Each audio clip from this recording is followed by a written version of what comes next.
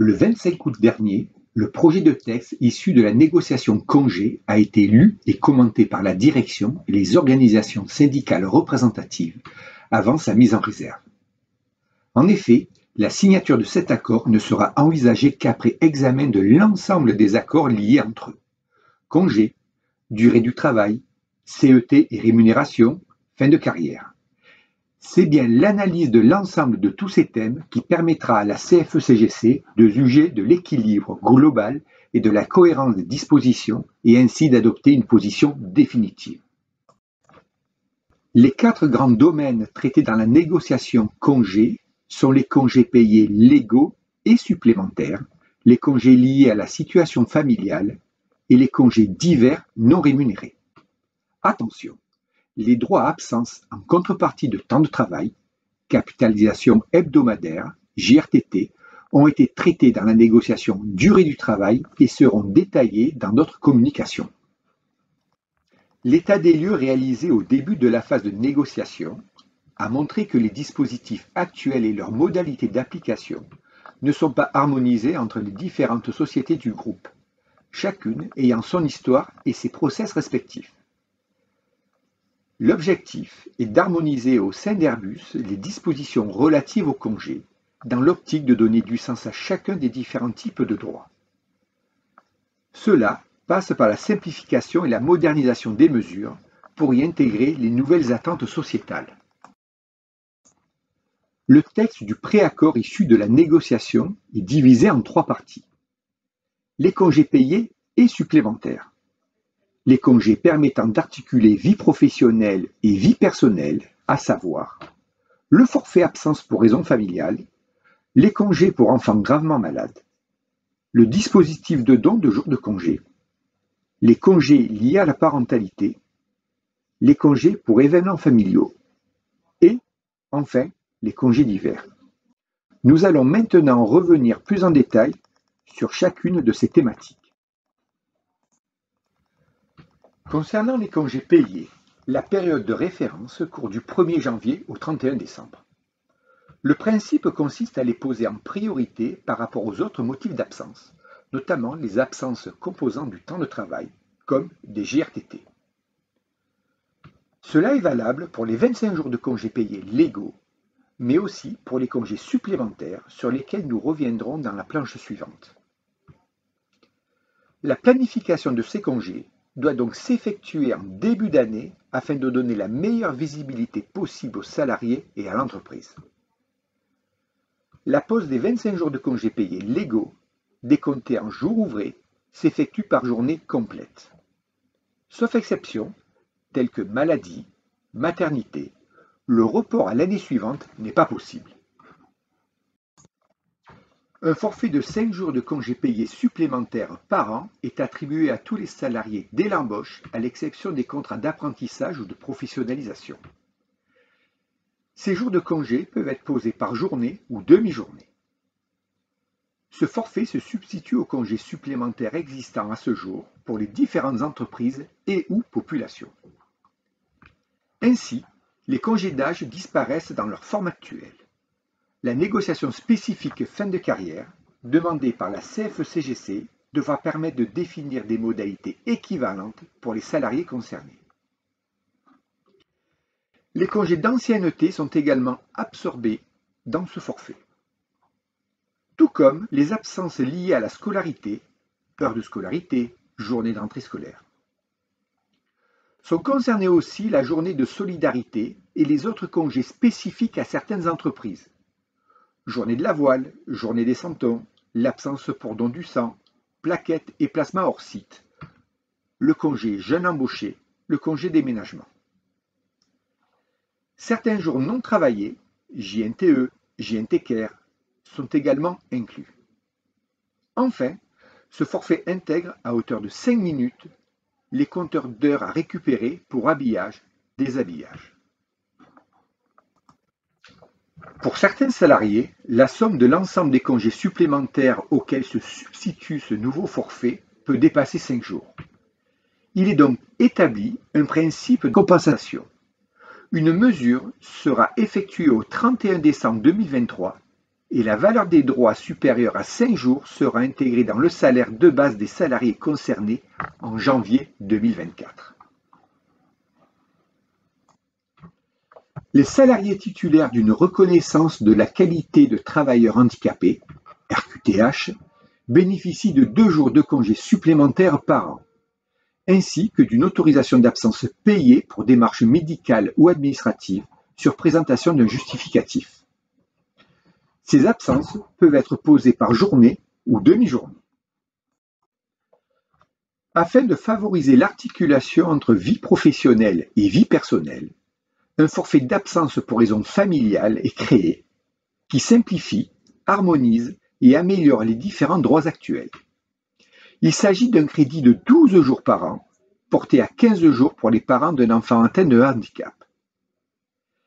Ces absences s'utilisent sur justificatif, par journée complète. Les motifs d'utilisation sont les suivants.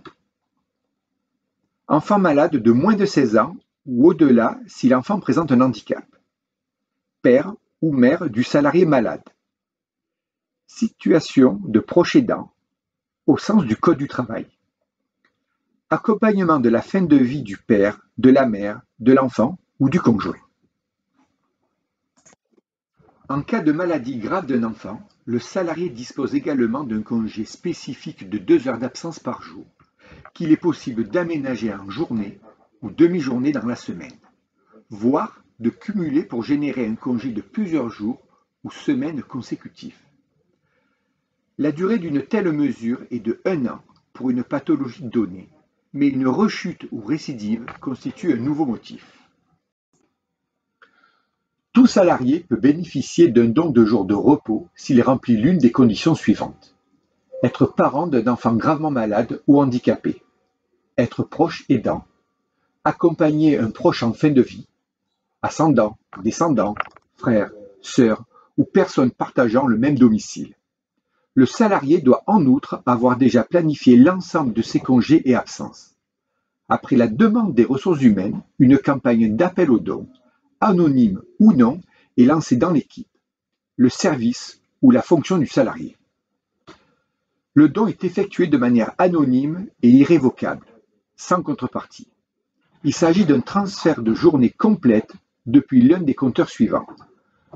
Congé payé supplémentaire, JRTT à disposition du salarié, CET, congé supplémentaire du salarié en situation de handicap. L'utilisation de ces jours s'effectue ensuite par journée ou demi-journée. La durée maximale d'absence est de 66 jours, renouvelable une fois.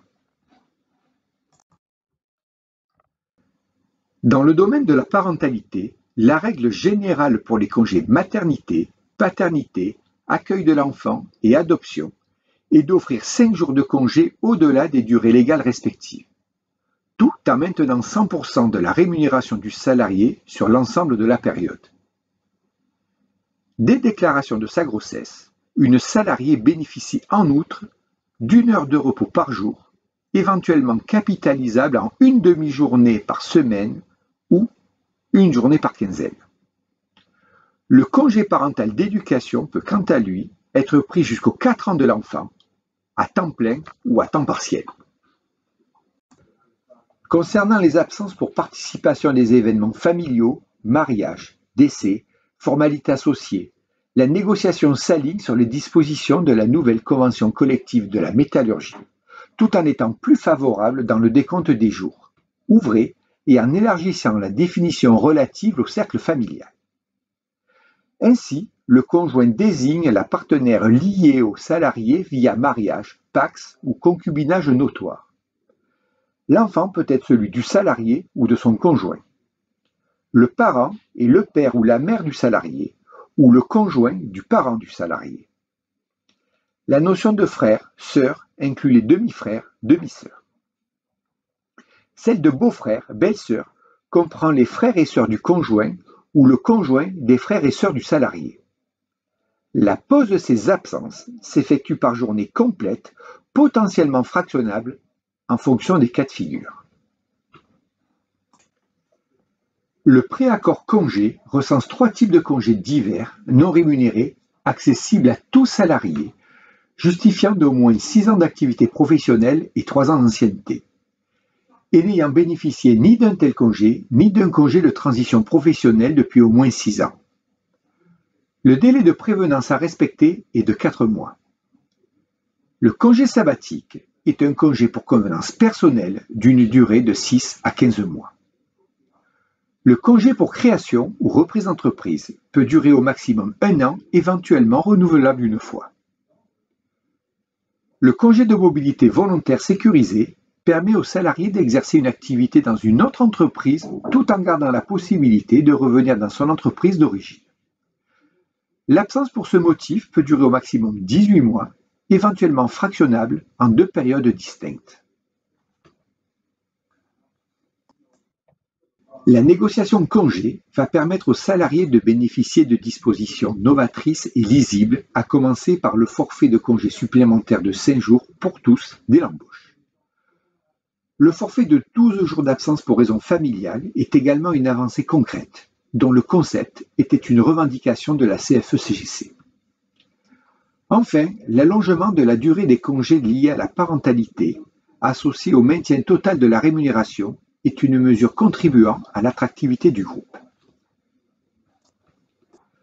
Mais la position définitive de la CFE-CGC ne sera définie qu'à l'issue des négociations sur l'ensemble des thèmes congés, durée du travail, CET fin de carrière, rémunération.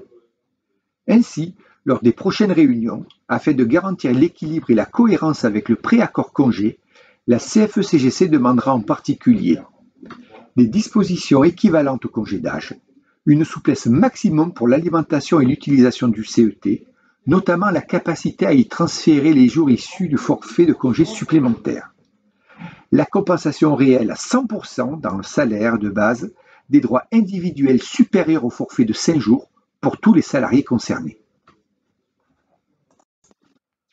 Vous avez des questions? Vos représentants CFE-CGC sont disponibles pour y répondre. Contactez-nous.